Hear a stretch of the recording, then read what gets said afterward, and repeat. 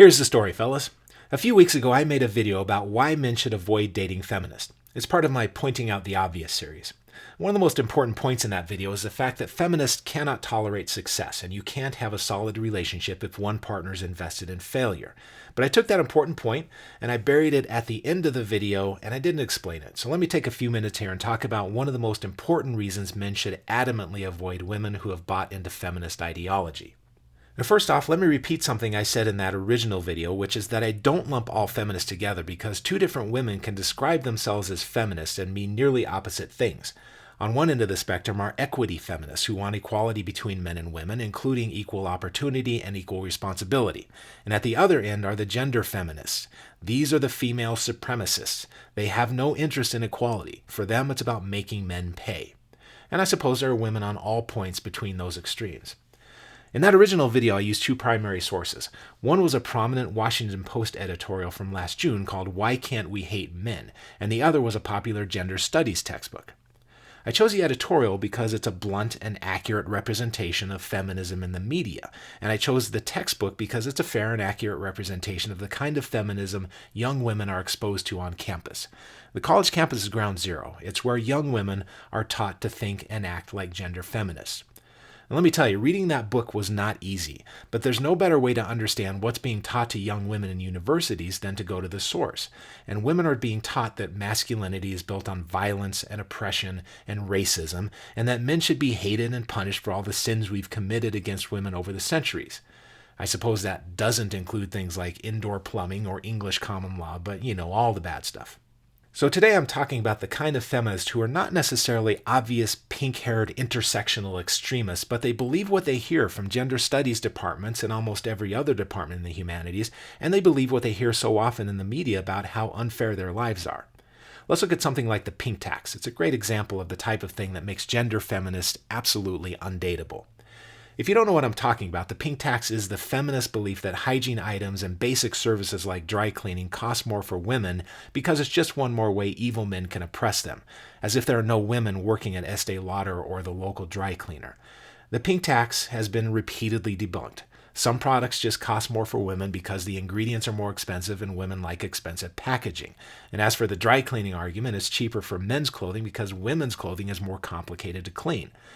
But facts don't matter when you're on a mission to be oppressed, and that's what gender feminism is all about. What matters is the narrative, and I'm not just talking about the spoken narrative, I'm talking about the internal narrative. Feminists have to maintain the belief that they're being oppressed. Feminism is logic for losers. It's the pursuit of misery, but it's misery with a purpose. The wretchedness that they're trying to achieve is their ticket to the high moral ground, and the high moral ground is their ticket to financial and personal success. Victimhood is their currency. Let me give you an example. In the original video, I quoted Susanna Danuta Walters, who wrote that Washington Post editorial where she complains about institutional male power and unpaid labor in the home and a culture permeated by violence against women and everything in between. Her argument is that men, all of us, deserve to be hated unless we step aside and voluntarily give gender feminists like her the reins of power. So who is this Walters? The way she talks about her society, she must live in some backward corner of the world where men treat women like chattel, right? Well, no, she's a tenured gender studies professor at Northeastern University in Boston. That's one of the most liberal places in one of the most liberal cities on the planet. If she were being mistreated in any way, I'm sure we would certainly know about it. Now, tenured professorships are some of the most secure, cushy gigs in the world, and in a department like gender studies, you don't even have to think logically. You can't even get fired unless you completely lose your noodle and actually assault someone, and even then you might end up with a better position inside the system. And how does a person earn this cushy, high-paying gender studies gig? Well, you don't have to cure a disease, or rescue anyone from a burning building, or grow food, or fix plumbing, or drive a truck, or do anything useful at all. You just have to find new and exciting ways to be outraged. You complain your way to the top. It's winning by losing. Now, I've read my share of essays by people like Walters, and I notice a theme that flows through all of it, and I have to assume that this idea sits in the mind of every woman who buys into feminist ideology. It's the idea that they're not responsible for their own success because society is responsible for their failure. They're oppressed by everyone, from the president all the way down to the guy who sells their deodorant. And whenever something doesn't go their way, they can always convince themselves that they've been treated unfairly.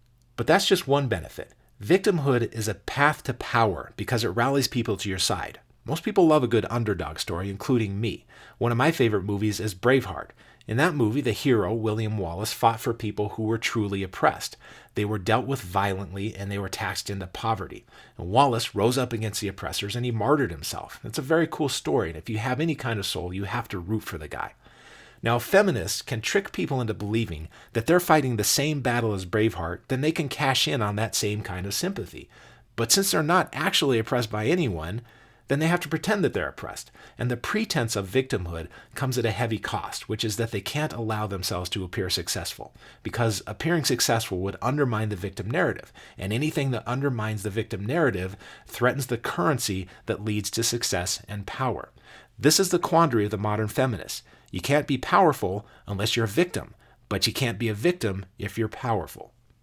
An influential psychologist named Leon Festinger put a name to this kind of internal conflict. He called it cognitive dissonance. That's when the behaviors that you see yourself doing don't match your beliefs. Now, people don't like feeling cognitive dissonance, so we try to resolve it by either adjusting our beliefs to match our behavior or adjusting our behavior to match our beliefs. And we do this because we're an animal that values consistency and predictability, even within ourselves.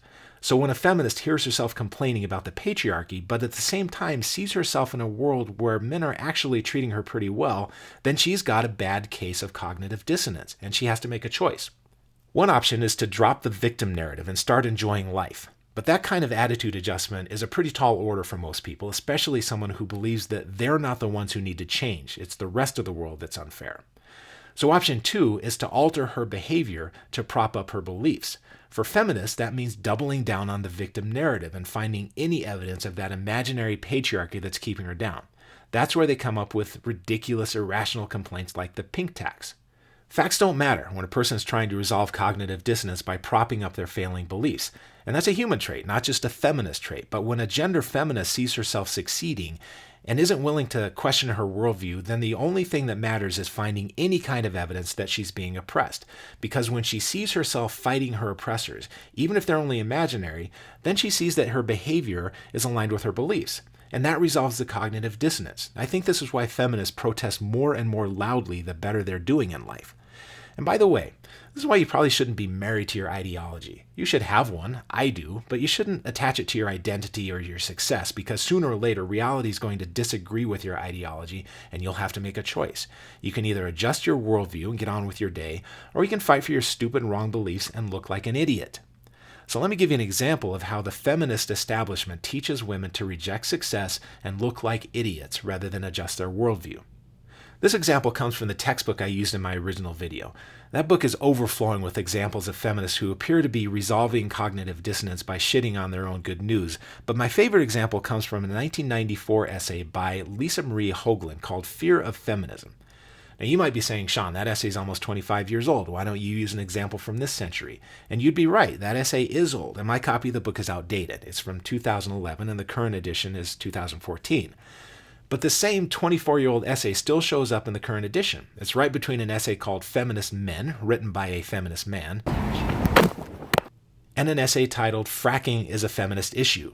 Because when you're a gender feminist, everything's an issue, and it's always personal. So in this essay, Hoagland is making the case that it's difficult to be the one who speaks out against society. And that's a valid point in general, though I'd argue that feminists aren't punished for their beliefs, at least not in the Western world, and certainly not at the University of Cincinnati where Hoagland teaches. I'm sure she's considered brave and admirable by the people around her. But anyway, as she's meandering toward her main point, she has this passage. Feminists have fostered awareness of violence against women, and it is to our credit that we've made our analysis so powerful. At the same time, however, we must attend to the ways that this awareness can be deployed for non-feminist and even anti-feminist purposes, and most especially to the ways it can be used to serve a racist agenda. Now, feminist essays are always hard to read because the writing is so convoluted, but she's clearly making the case here that by decreasing violence against women, you increase racism in men. Nowhere in the essay does she explain that alleged correlation. Nowhere in the entire book can I find anything approaching an explanation. And without a very clear and persuasive explanation, this is just a non sequitur on stilts. From a logical standpoint, it's pure gibberish. However, from an emotional standpoint, it's a thing of beauty because it resolves the cognitive dissonance. First, she grudgingly acknowledges a success, but then she immediately and irrationally and baselessly asserts that the success will create more racist men, and racist men are probably the worst thing imaginable in her ideology. That's how she turns the good news into bad news. And once she's done that, her world is once again a terrible place filled with evil men, and she can relax because she's reestablished her consistency. Personally, I would expect anyone to celebrate a safer world for women, anyone except gender feminists. To them, good news is a threat to their identity and their power. So fellas, let's bring it back to you and your life. When you attach yourself to someone who's invested in losing, you're going to lose. For one thing, you'll never be able to resolve a conflict with her after the honeymoon phase because conflict is her natural state. You may experience little victories here and there, but if she starts to feel warm feelings toward anything masculine like you, then her feminist ideology and her cognitive dissonance will drive you right back into conflict. And guess what? If she sees men as her oppressors, she's eventually going to see you as her oppressor. But even when she's not in conflict with you, her natural state of conflict with the rest of the world is bound to steer you away from your goals. There's going to be a lot of long, exhausting conversations about how people are mistreating her, and eventually her enemies start to become your enemies. I see this in my clinical practice all the time, and not just with feminists. People are naturally sympathetic to their partners, and we tend to take up their causes, so it's really counterproductive to attach yourself to someone who has a beef with the whole world, because you're going to end up with a whole lot of antagonism in your life. And if you have any kind of goals and ambitions, you just don't need this kind of obstacle. Now, most guys will naturally turn away from perpetual victims once they know how to recognize them, but let's be honest, there are plenty of guys who are actually attracted to this dynamic. It's usually because they're good guys who are looking to help, and they get a lot out of it. What they get is not generally healthy, but it is reinforcing. For one thing, partnering with a gender feminist or any other perpetual victim creates this false camaraderie where it's you and me against the world, and you can show her what a great guy you are by really empathizing and getting angry at the world right along with her. But that camaraderie only lasts until she gets mad at you. Then you are the oppressor, and you have to work your way back into her good graces. And unfortunately, that's the unwinnable battle that some guys are attracted to. Another benefit to partnering with a victim is that it just gives you a sense of purpose. She becomes your project. If you can keep her happy, then you get to feel like you're doing something useful in the world. The problem, of course, is that happiness is not her goal, so you can't succeed. You might as well put your energy elsewhere. But I imagine that most guys end up dating feminists just because they don't know what they're getting into. They haven't been burned yet. And if that's you, I hope you can spot the signs and get out before it's too late. And really, this all comes down to one bit of advice. Only allow people into your inner circle, and that includes dating, if they have a strong sense of personal responsibility and an investment in success. And you can't find that in someone who needs to believe that they're being mistreated. All right, fellas, that's all I got to say about that. So be careful out there, and we'll talk to you soon. Take care. Patriarchy, fuckface!